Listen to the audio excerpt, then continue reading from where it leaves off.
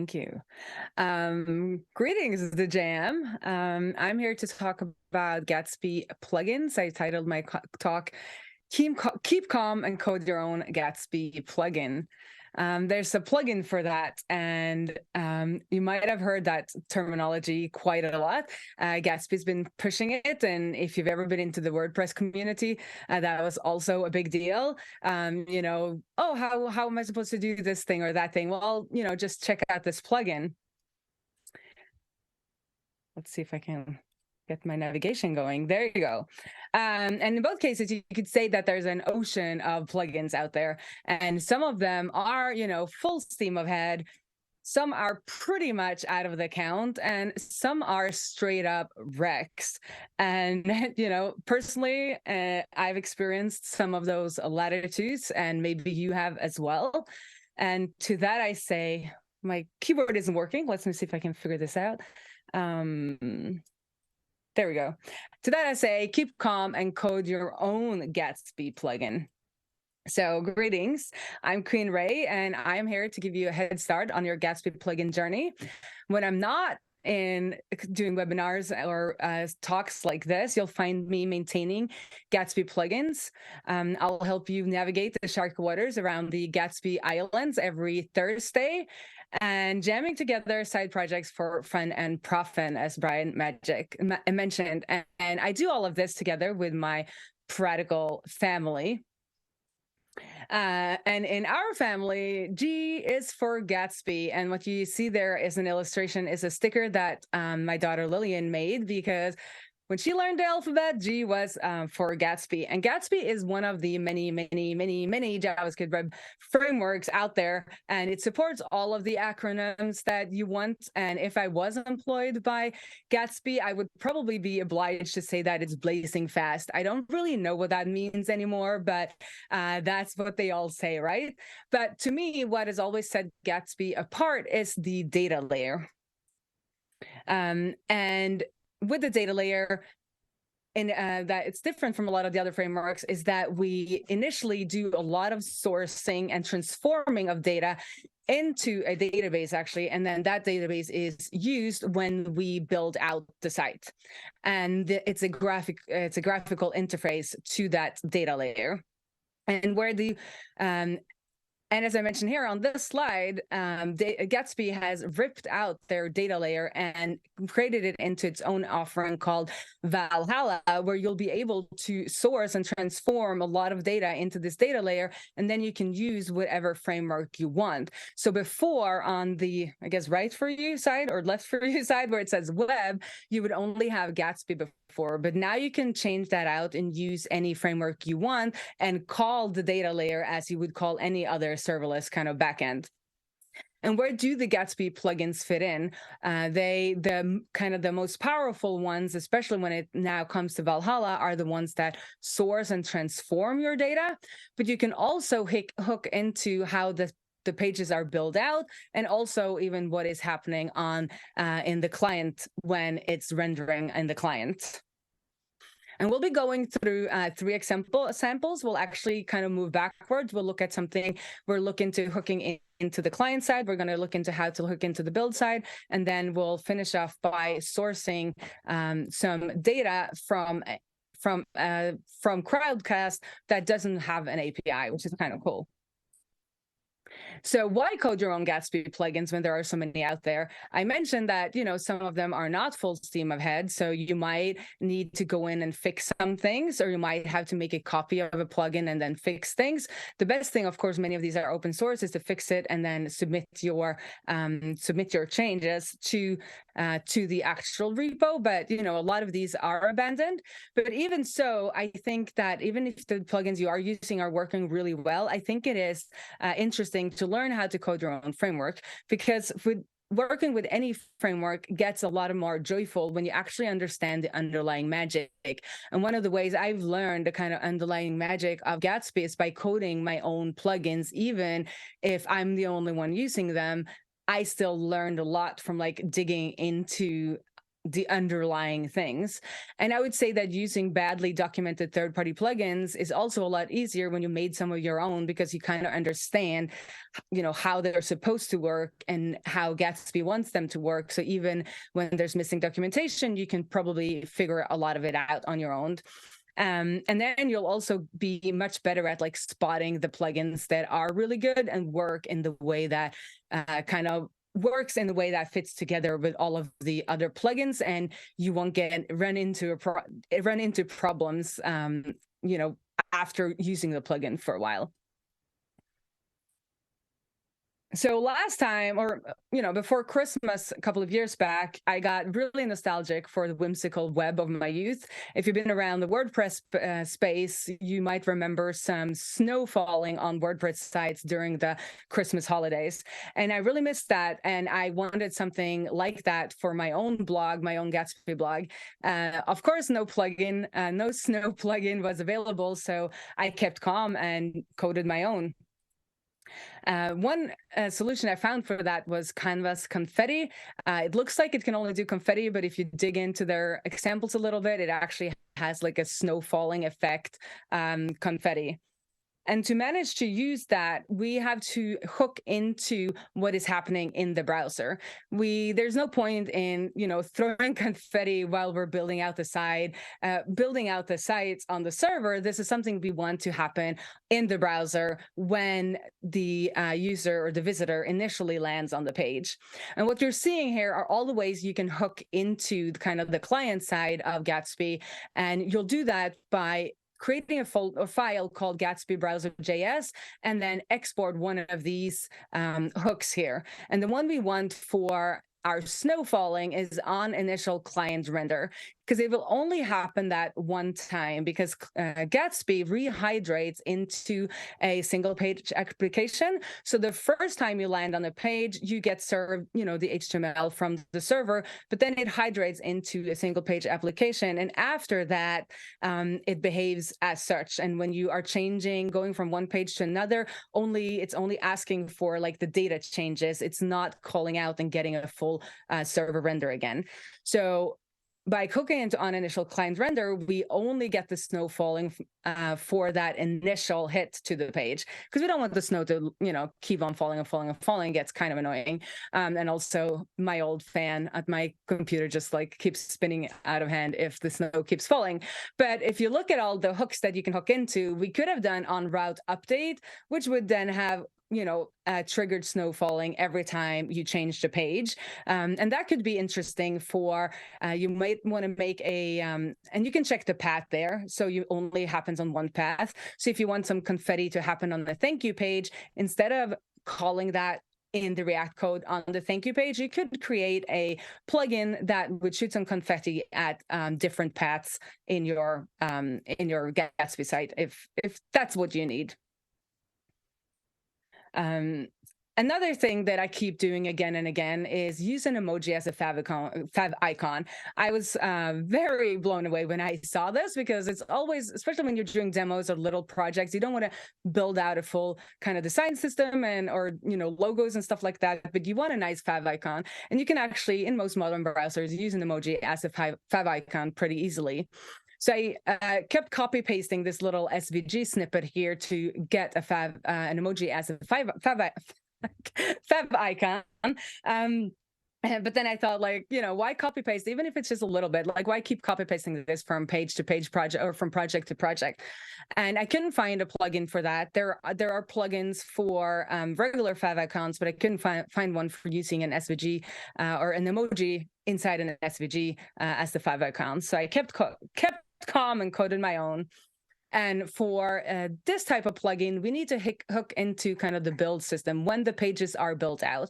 So as I said, Gatsby rehydrates into a single page application, but it actually creates a separate entry point for every page, so that first hit, you're actually getting a proper page served from your server, a full HTML page with all the content on there, and then it rehydrates into a page. So to be able to hook into that HTML that will be generated for every page, then we are not generated for every page when you hit the server, because this is kind of legacy. So the file is called Gatsby SSR, but it should be called Gatsby SSG. So for this, it's not particularly server-side rendered, it's server-side generated. So all of the pages are generated ahead of time when you're building. And to be able to hook into the HTML that surrounds the little React app that that Gatsby actually is, we need to hook into then on render body. And inside of there, we get a little set head components, Gatsby utility, and we can set we can use that to set extra stuff in the HTML head, and we'll grab the emoji from our plugin options. I'm just gonna have a drink.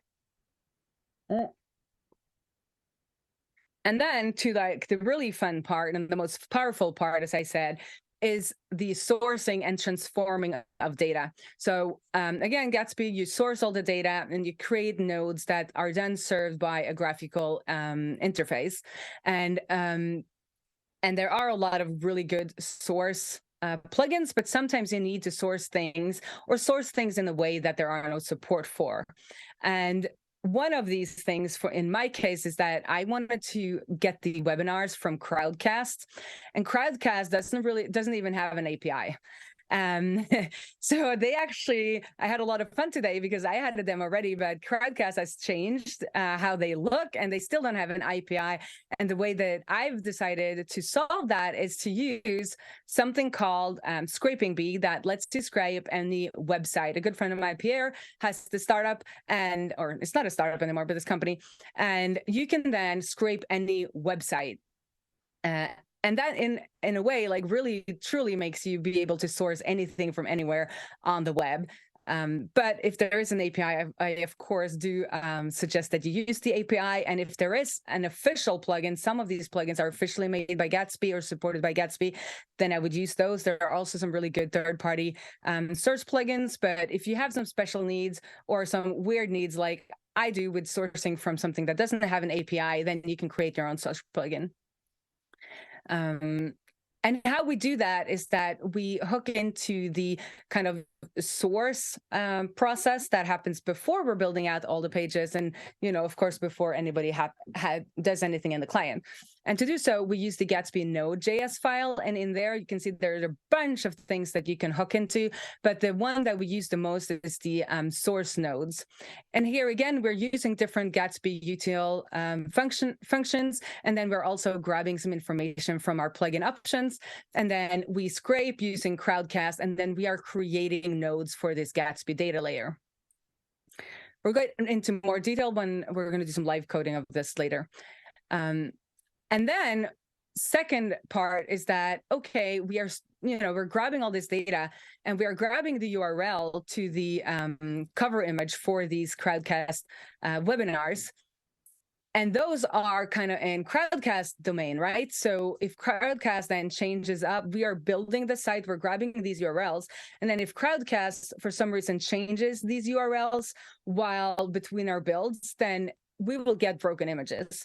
So a way we can handle that is that every time we create a webinar node, we can also then grab that image and create a file node. And we actually download this file into kind of our local system.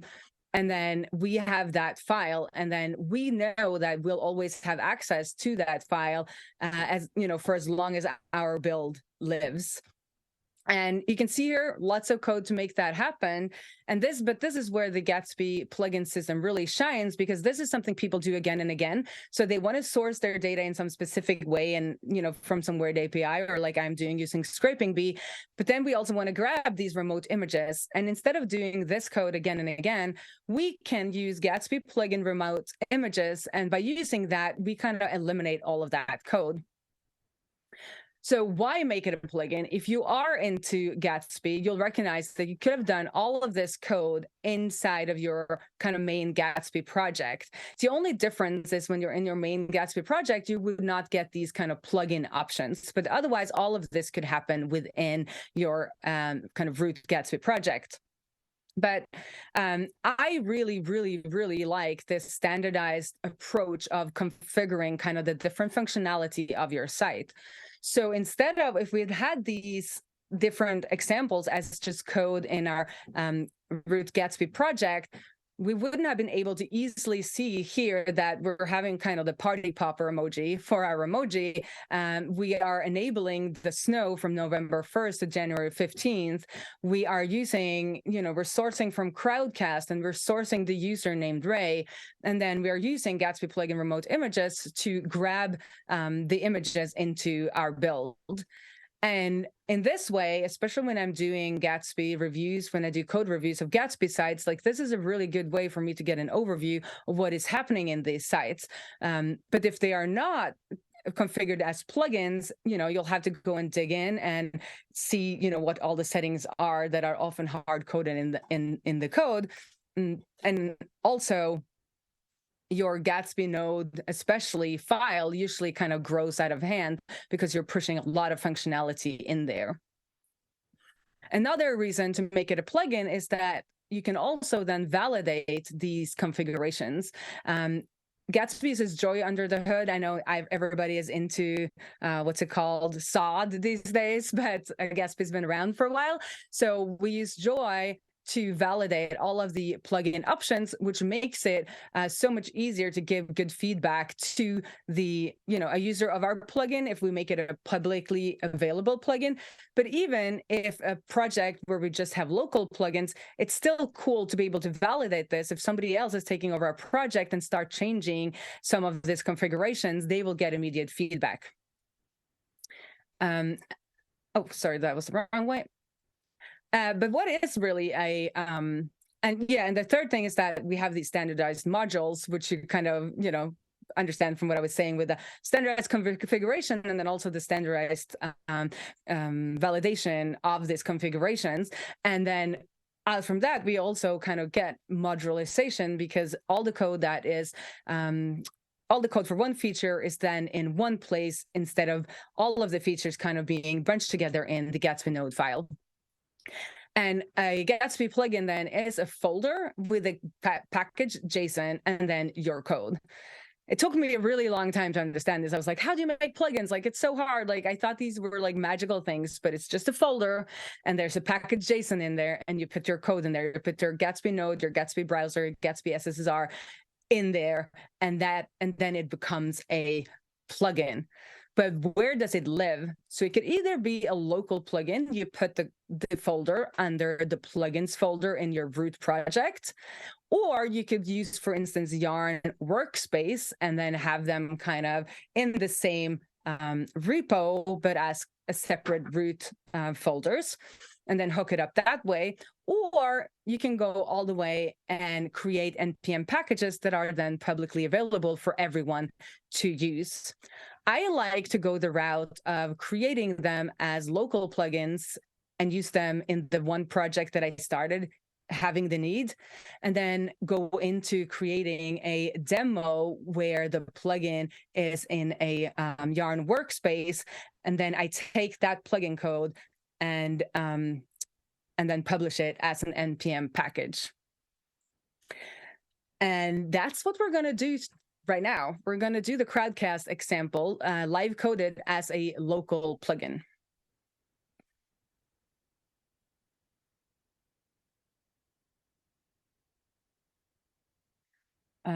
So here we are with the kind of the finished project that we're going to be making. We're going to see, we have a little demo here where we have all of the webinars that I've done on Crowdcast. And I also wanted to showcase the data layer here. I love the Graphical Explorer in Gatsby. I often start out my projects with making sure I source all the data into the data layer, and that all the data that I need is there before I start building out the front end. So here we can query, we've sourced a lot of Crowdcast webinars. We can see all of the information we have on a node. I'm just asking for the title and the URL here, and then we can see the results over here with the data that we actually have. We can see all the webinars. And in our index.js file, then we hook into the data layer, and we're asking for all of the webinars. We're doing the title, we're doing the URL, We're also asking for the cover, and it's been downloaded, as we said, as a file into the Gatsby data layer, and then we can do we can use the Gatsby image component and use all of the Gatsby image plugins on it, so that we get optimized images for our website. So we're asking for the Gatsby image data. We're saying that the max width we want to have is 400, so we get the size down, and then we can say that we have the placeholder is blurred, and that gives us that like nice blur up effect on the page that you could hopefully see. So let's see how we would go about creating that.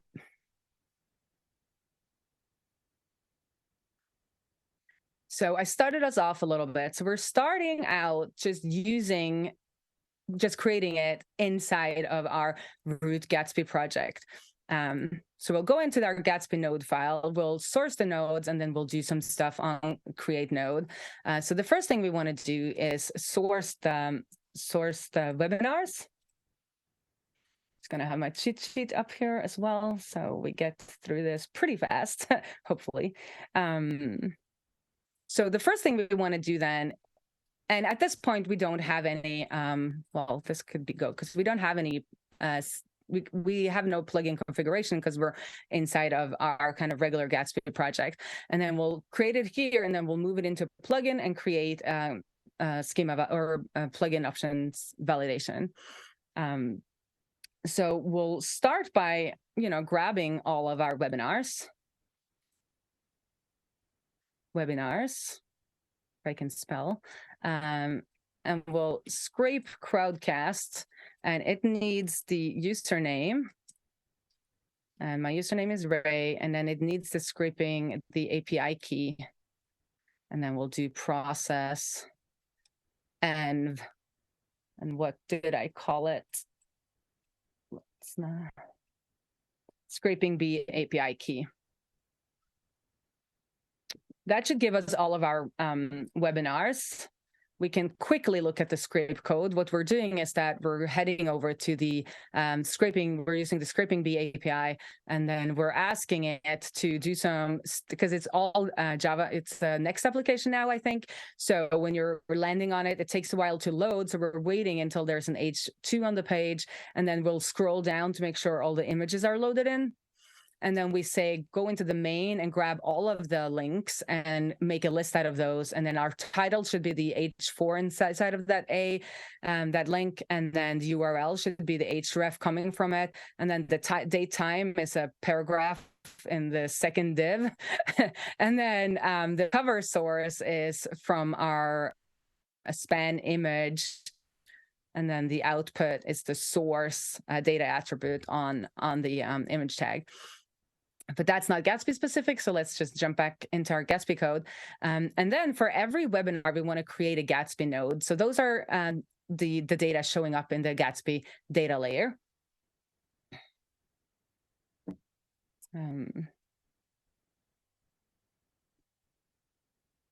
So for every one of these webinars,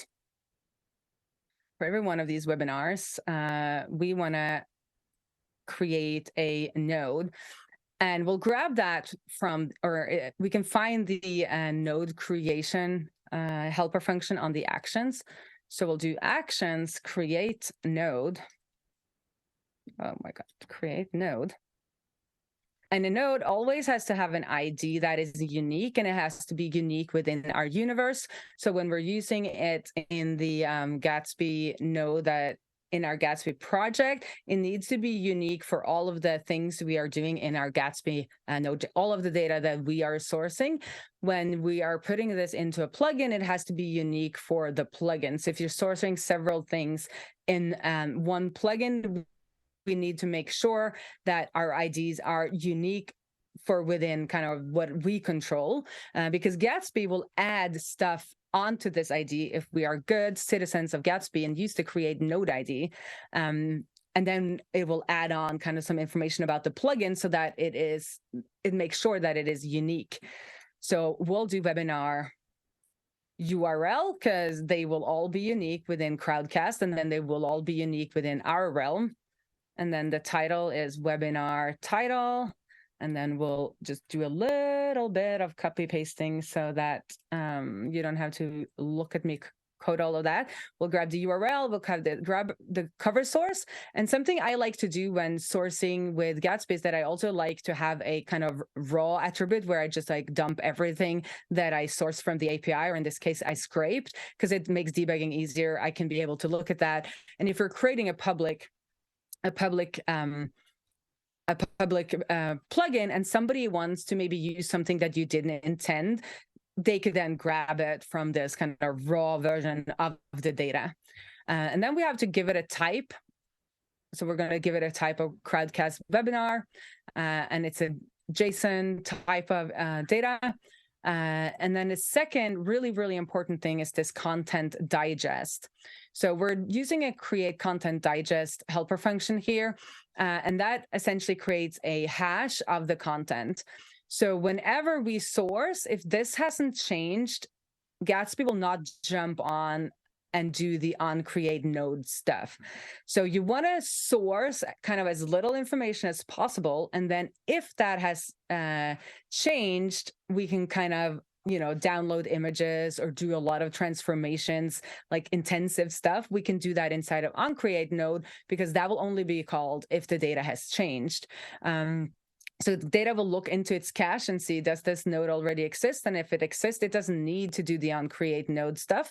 But if it doesn't exist, it will have to do the onCreate node stuff.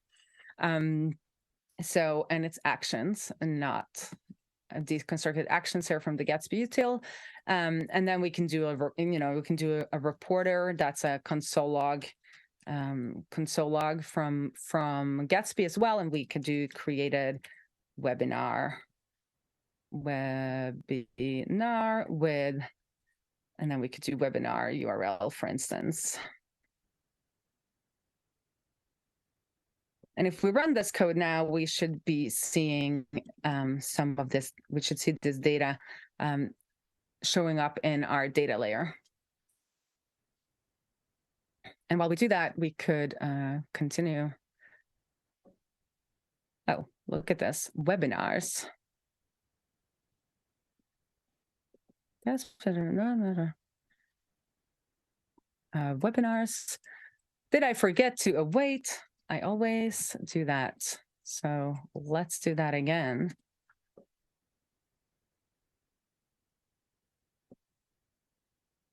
So we are sourcing this data. And then you can see here, Gatsby will tell us a lot of interesting information about where we are in the process. It's also warning me that some of my own plugins are not compatible with version 5 of Gatsby, because it's pretty new, but they usually work anyway, because most of these plugins are backwards or are forward compatible, but they just haven't been updated to mention that they are. And we'll keep sourcing and transforming. But so while we wait, what we want to do on the onCreate node then is to download these images. And we only want to do that if the node that is being created is the Crowdcast webinar. We don't want to do this for every node. We only want to do it for Crowdcast webinars. And what we want to do is that we want to create a remote file node. And what that means is it should actually be a name download remote file node, but it creates a node with the content of the image found at node cover source, which we scraped from Crowdcast with our scraping bee call. And then we are not allowed to change nodes anymore. We used to be allowed to change nodes, but we're only allowed to kind of append information on the node fields. So we'll add some information onto the node that references this new node that we created, the image node that we have created. And then later on down here, when we are creating the schema for our Crowdcast webinars, we are saying that our cover should be a link. It should be a file, and it should be linked by field's cover file ID. So let's see if we have some data here. Yep, so we have all of that data. We haven't run it with that image information yet, so that will all be empty. It's there because it's defined in the schema, but there is no data anymore yet. And then we could see the raw scrape here if we want to see what we, actually scraped. But as I said, we can just we can just delete all of this code, and then configure the Gatsby plugin remote code node instead, and then use all of our image helper plugins as well. And that will do all of that code, so we don't need it anymore. So we're just deleted all of that code. And then to make this into a local plugin, we'll move all of that code into our plugin. And then underneath plugins, there's a local source Crowdcast folder. It only needs an empty package JSON when it's a local folder. When we are creating a plugin that will be published on the npm registry, we need to fill this in.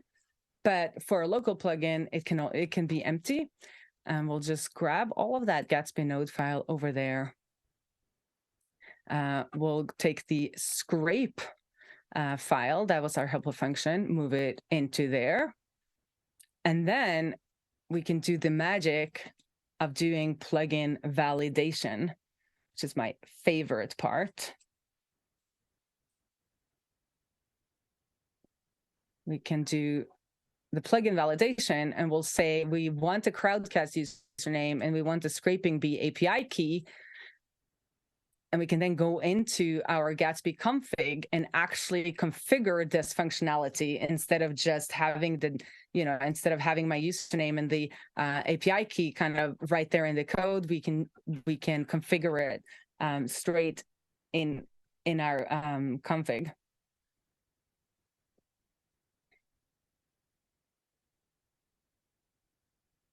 So we can add the sourcing here.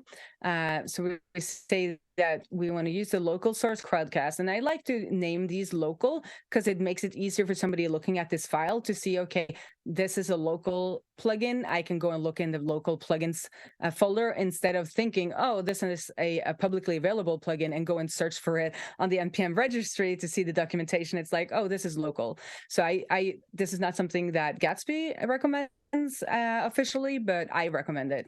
And then I can instead of having the code kind of hard coded or having these things hard coded in here, I can grab the plugin options, which is now available as the second param here, and I can destructure those things from the plugin option, the Crowdcast username, and then the scraping by API key. And we'll use those instead of having them hard coded. And hopefully all of this will work now. But I could also show you if we make this a bad configuration, if this is empty, for instance, and we try to develop now, we should be getting an error message pretty soon. And it's always good to give users error messages sooner rather than later. So instead of just the scraping failing, we can actually see here that Crowdcast username is not allowed to be empty. So we can add it, and then we'll do a develop, and we'll see how we go. And then since we now have all of the images and everything in our data layer, we can use that inside of the page. So we'll get the cover image properly, and then we can use Gatsby image to get the nice Gatsby image functionality. We'll grab the cover, and then we also need to import the Gatsby image to use it. Just trying to do two things at once so that this build is not gonna, with Zoom running, the build is taking a very long time. I'm pretty fast. We're gonna be done. I'm hoping this will run, and if it doesn't, you can read about it on my website tomorrow.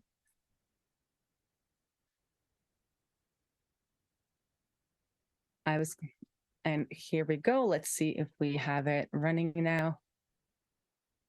At least we got the titles running. We'll see what's wrong. Why don't we have a cover image? We can go here and look at the cover. We do have child image sharp. We do have Gatsby. Did I just forget to, let's say we want 500? No, 400 is what we said. We should be getting, okay, it should be working. So let's just see if we can get it to run. So we have the cover, the child, the Gatsby image data, and we are getting the image from the cover. And there we go. There they are in the wrong location. Let's grab it and put it up there. There we go. And what's really nice now is that if we would have wanted to change something, we could just, if we wanted to get the ones that are, you know, from another user, like the one we are looking at right now, we could change the configuration without having to, you know, go into the code. So I'll try and have that running in the background while I do my wrap up and see if that works. So if we'll use the FITC here instead of my own, we should be seeing the webinars from this event. And that's it for me. If you want to do your own Gatsby plugins, I do have a starter that you can find on GitHub/Queen Raae-Raae. And there's a starter here for creating plugins that should be available on the NPM registry. It sets up a lot of boilerplate for you and also sets up semantic release so that releases are deployed automatically or released automatically to the NPM registry. And as you see, Ash here really enjoyed using it. So if you want to create a plugin, you can check that out and ask me any questions you might have while using it. And let's see if it has built. It has built. So let's see if we now can get the somebody else's webinar. Look at that. We got here we have the gem.dev and all of the other webinars that is found on their page. So I guess that's it. If you want to know more about me, you can head on over to queenraae.codes. I write a daily email about Gatsby and the gem stack. That's all. Thank you, Queen. That was great. I gotta admit, I've done some Gatsby work, but I've not written a plugin, and but I mean, it looks pretty impressive, the number of like plugin points you have and different things you can do. So is it your recommendation that, because it seems like you kind of say like if you're writing some of this code, it's better to often like consider maybe moving it to a plugin, even if it's just a local plugin, because you get some benefits out of it as opposed to just kind of mixing it in with your regular code. Is that kind of your recommendation? I don't see many people doing it, but I would like to see more people doing it, because I see a lot of the complaints often is that your Gatsby node file just gets really large because you're sourcing from multiple places or you're doing multiple transformations and you are kind of trying to do all of that. And some people then create kind of a Gatsby kind of folder and then imports from there to try to like organize it. But if you're a little mindful about it, you can actually do some of the stuff as local plugins. And until I think it was a guy called Cameron that made it so that the validation of the configuration also runs when it's a local plugin, which I think makes it really nice. Because if you're going back to a project after, you know how it is, a couple of weeks and you're like, or a couple of months, and you're like, what? Where is it grabbing this? And grabbing this, is it grabbing it from the end variables, or is it grabbing it from there? What's up? It's kind of nice to be able to see those configurations and be like, oh, I now remember it's like it's an emoji and then it's the API key from there. And if I now want to change my name on Crowdcast, I can go and change the configuration instead of going into the code and being like, where did I put that username? So I think that's a good way, but I do like to kind of start. I didn't think about how slow the computer would be now, but so that's why I was trying to show, like, I would develop it in kind of the Gatsby root project first, because it's easier. It's when you're doing the when you're doing them as plugins, Gatsby don't really recognize that the files have changed and kind of start the development stuff for you. So it's nice to kind of do the initial development in the Gatsby project and then move them into a local plugin. And then if you see yourself using it again and again, like I have the fav icon with my Fathom analytics, with the snow, then it's nice that you can put them on the npm registry, and suddenly people start using it and start contributing to it. But that doesn't have to be your goal, but it's nice to have them there. Yeah. So you can use it to kind of organize your code a little nicer, and not have that giant file. So this makes it a little easier for people to come in and understand. Makes sense. I get that. So Henri has a question. He says, WordPress has classically had issues with plugins as they've been known to slow down sites, something that the WordPress core performance team has discussed. Has Gatsby had any issues with devs using too many plugins? Is there an overall performance impact with the plugins? Since most of the plugins people use are in the source and transform step, which is kind of grabbing all that data into the project, and then it builds out the site from that data. It kind of leaves all the data that isn't requested by the pages. So I wouldn't say that it creates kind of client-side problems, but it can create, if the source plugin you're using, like the CrowdCats plugin we made now, doesn't do any kind of extra caching. It hits that API point every time. And in development, you might not want to hit that endpoint every time. And then you can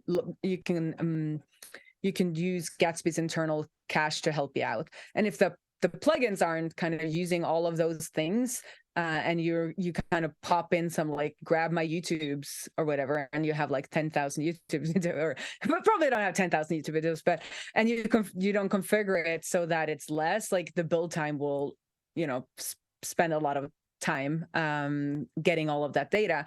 And also if the plugin has done a lot of intensive stuff inside of the sourcing and not inside of the transforming, like you should be doing it on create node, then even if the data hasn't changed, you're doing a lot of work. So that's one of the things that you might want to like look out for when you're looking at plugins. And then of course, as with WordPress, I mean, you can like put all kinds of things. WordPress don't do any quality insurance really, and Gatsby don't do any quality insurance except for their official plugins. The same thing with WordPress. And it's always coming from the word, been coding for 20 years now, I guess, 17, something like that. Oh my God, even more.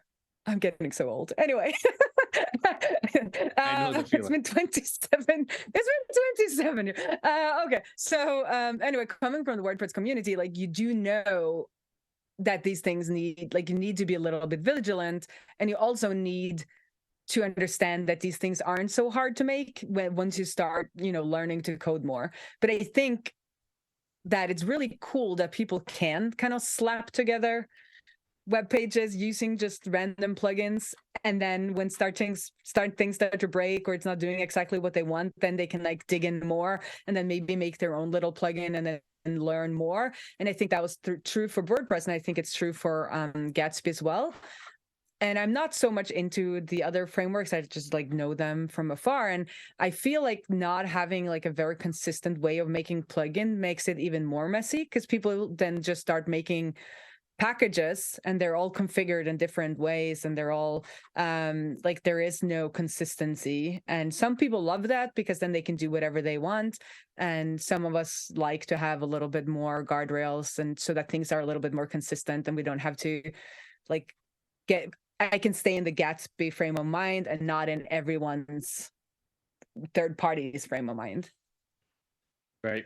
So we only have a couple minutes left, but I'm really curious about Valhalla because I've read about it, but I didn't really dig into it much. So it's effectively like separates out the data layer of Gatsby without the front end of Gatsby. So you could put whatever front end site you want, like, built-in Astro or what, or Leventy even, like, is that kind of what I'm understanding of the basics of Valhalla? Yeah, so they're taking kind of, and it's not fully there yet. Like at the moment, you can only use the approved source and transform or data plugins. But I think moving forward, their plan, and I don't work for Gatsby, so I think moving forward, their plan is that any kind of source and transformer plugin should be able to go into this. And so it's essentially, I guess, what they call a content hub now. There are other offerings doing similar things where you can grab data from a multitude of places, and then you can connect them together. And we didn't kind of go into that since this was more a plugin talk, but if you go more deeply into sourcing and transforming, it gets really interesting because you could have a markdown file with some front matter referencing a YouTube video, and then you can source YouTube videos, and if those match, they're like ID match, then you can connect them together and you can get that YouTube video. You can query that YouTube video on kind of your blog post or whatever markdown file you have here, or your sanity post or data sim, whatever you're sourcing kind of some content from that is referencing that video. And I think that is really interesting because, at least me, like one of the things that have annoyed me always is, you make a YouTube video and then you like copy paste the title and the thumbnail into your content management system, but then you change the thumbnail and then you forget to change the thumbnail in your content management system. And if you use this correctly, you can then, source your content, and then you can source your YouTube, and then you can connect them together, and you don't have to double up on that data or that content information. So it's going to be really interesting to see when it goes like fully into public availability, to see if people like it. I feel like the data layer is one of those things that people complain about because you then have to be very vigilant about grabbing the data again when you want to use it in your front end. But I see people complaining about it, but then when they start building more real projects, they start trying to put those guardrails in place, and then they kind of come back to, oh, the data layer is pretty nice because you know exactly what you have in your data layer and exactly the shape of that data. So I think some of us has been in the Gatsby game for a while was a little when Astro announced yesterday, like now you have, you're sure that your author front matter is not an object. I'm like, yeah, that has never been a problem because when you source the data and it infers from the data you have, or you can explicitly type it, and so you know how the data shape is before you're using it in your front end because it's all in the data layer. Yeah, and I thought that was interesting. That is a good point. That Astro is trying to deal with that, and it's always been kind of part of Gatsby. So, but yeah, and again, lots of companies, even a company I worked for, was trying to build this like consolidated data layer. I think it is a problem for a lot of companies where they're sourcing data from all kinds of places, but don't have a central way to do that. So you're always hooking in multiple like data calls in a single file, trying to pull all kinds of sources. So yeah, I'm curious to see where that goes.